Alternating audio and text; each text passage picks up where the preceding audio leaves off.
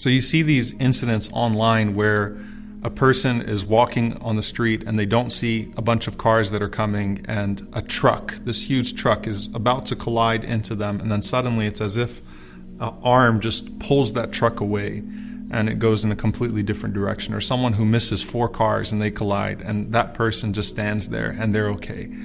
Or in some situations you see someone that is involved in a freak accident, and the guy that's jogging on the beach, and then suddenly a plane hits him while he's jogging on the beach, or something along those lines. And it's like you witness divine decree in precision. You witness that qadr of Allah subhanahu wa ta'ala, that perfect qadr of Allah. And then relate that to your own self. Sometimes you're on the highway and you're driving and you're supposed to be in a car accident.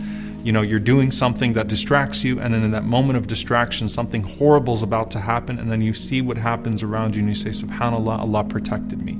Those that have seen their children, fall, and if they would have fallen just a little bit differently, right, then it would have hit the back of their head, or this would have happened, or that would have happened, and it would have been catastrophic.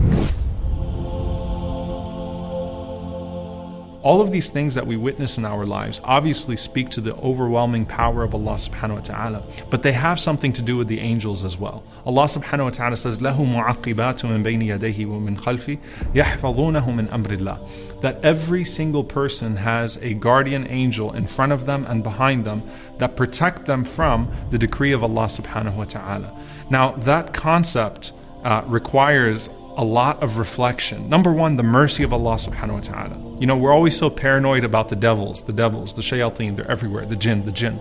Every single human being has only one shaitan assigned to them and 4 angels assigned to them. Now, everything else that's invited into your life of angels or devils is invited as a result of your good deeds or your bad deeds. But every single person has, proportionally speaking, 4 angels that are with them and only 1 devil. 2 angels that protect you and 2 angels that record on you. Okay, so the 2 angels that record and the 2 angels that guard you. But only 1 shaitan that whispers and tempts. But of course, environments and deeds invite more angels or more shayateen. But what do those guardian angels do, and what role do they play in our lives? Number one, they're always with you. They're with you during the day. They're with you when you sleep at night. They are with you for the most significant and insignificant moments of qadr, moments of divine decree in your life. Mujahid rahimahullah ta'ala, he said that those angels protect you from any wild animal, from any riding animal, from any beast, from any person who wants to harm you. Even a naml fi udhunik, an ant that would be in your ear, if the decree is not upon you to be harmed, those angels will shoo away those bugs. They will push away those objects that are coming your way and protect you. Ali ibn Abi Talib radiyallahu ta'ala anhu, he said, when he was told that there was a tribe, the tribe of Murad, and they were planning to attack him, he said that they cannot harm me with anything unless Allah subhanahu wa ta'ala has decreed it, for Allah has set up guardian angels for each person. And the only time that a person is harmed is when those angels are told to stand down, when they move out of the way. And that's what Ibn Abbas radiallahu ta'ala anhu, he said that out of obedience to Allah subhanahu wa ta'ala, those angels will protect you and they will be there for you, and they will only move out of the way when Allah subhanahu wa ta'ala decrees otherwise.